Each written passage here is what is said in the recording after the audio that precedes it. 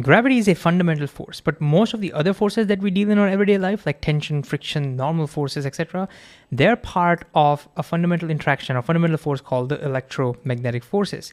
And from the name itself, you can see there are two parts to it. We have the electric part and the magnetic part. We combine them together as a single force today, but we're going to study them separately. In this video, let's talk about the magnetic force.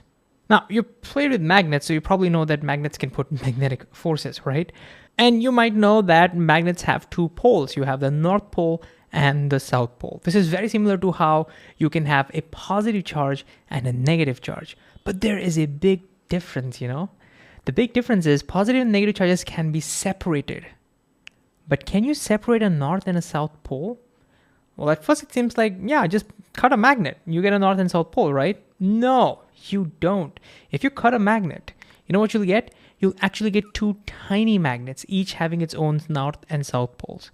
And if you try to cut it again, well, again, you'll get tiny magnets, each having North and South poles. You can never, ever separate the South and the North pole of a magnet. They always come together.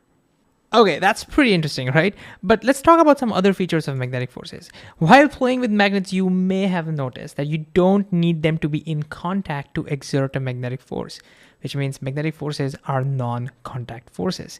And again, that brings up the question, how do these forces work? Well, just like in the case of gravity and electricity, they work via fields. So in our model, the bar magnet, for example, will produce a magnetic field, okay?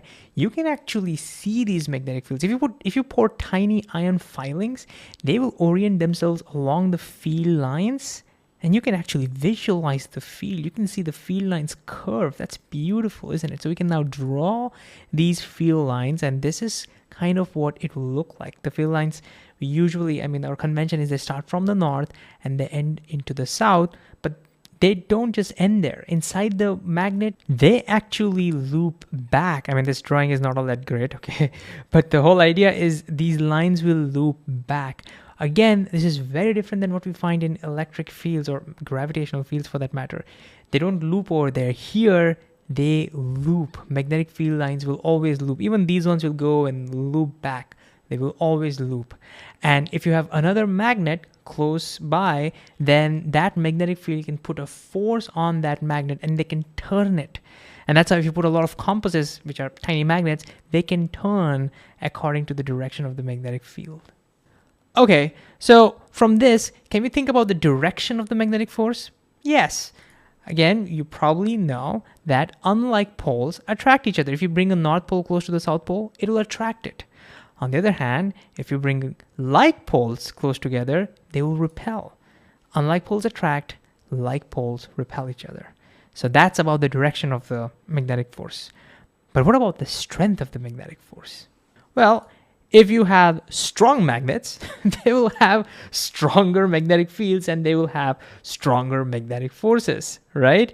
So stronger magnets, will exert more force.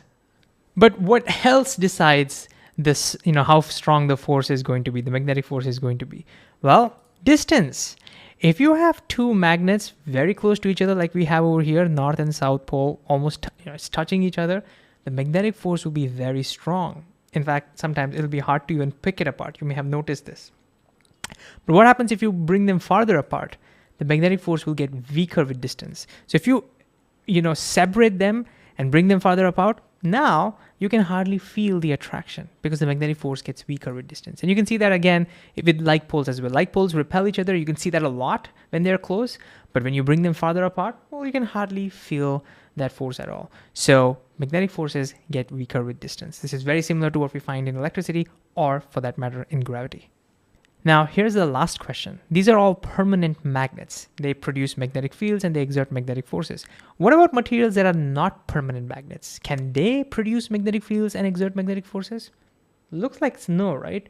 But they can by passing an electricity. For example, copper wires, well, they're not magnetic. They're not permanent magnets at all. However, if you pass a current through them and you coil them up like this, they will act like a magnet. They will generate a magnetic field. We call such magnets electromagnets because they are magnetic due to electricity. which is pretty cool. This is very different from, permanent magnets. They are not permanent magnets. They're in fact temporary magnets. They're magnetic as long as electricity passes through them. And you can look at their magnetic field lines. It's very similar to what you get in a bar magnet, right? Very similar to that. One side acts like a north pole, another side acts like a south pole. So these are temporary magnets. And the beautiful thing about them is you can, alter their magnetic properties. You can turn off the electricity, boom, and the magnetic fields turn off. They don't behave like magnets anymore. You turn on the electricity, they behave like magnets. And guess what? Their magnetic fields depend on how strong the current is. So if you put a stronger current, you get a stronger magnetic field. You get a stronger electromagnet. That's what makes electromagnets so awesome. You can change their properties, unlike permanent magnets, whose properties are pretty much fixed, right? So this also means that if you get a giant coil, and you can put a lot of current through it, you can create some very strong magnets. That's basically how your junkyard magnets, for example, work. They're so strong that, there's a current part. They're electromagnets. We use currents, strong currents generate very strong magnetic fields, so strong that they can lift stuff up. You should never be anywhere close to such magnets. It can be very dangerous if you're wearing something that is magnetic, And another example of that is in your MRI scans. MRI machines require very strong magnetic fields, and we generate them via not permanent magnets. Nope, we use electromagnets, giant coils with electricity running through them.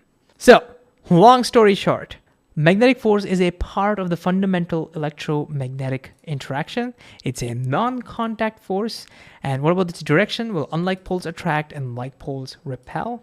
And what about its strength? Well, stronger permanent magnets will exert more force. But on the other hand, when it comes to electromagnets, more currents. If you have more currents, then they can exert more force. And on the other hand, when it comes to distances, well, the magnetic force gets weaker with distance.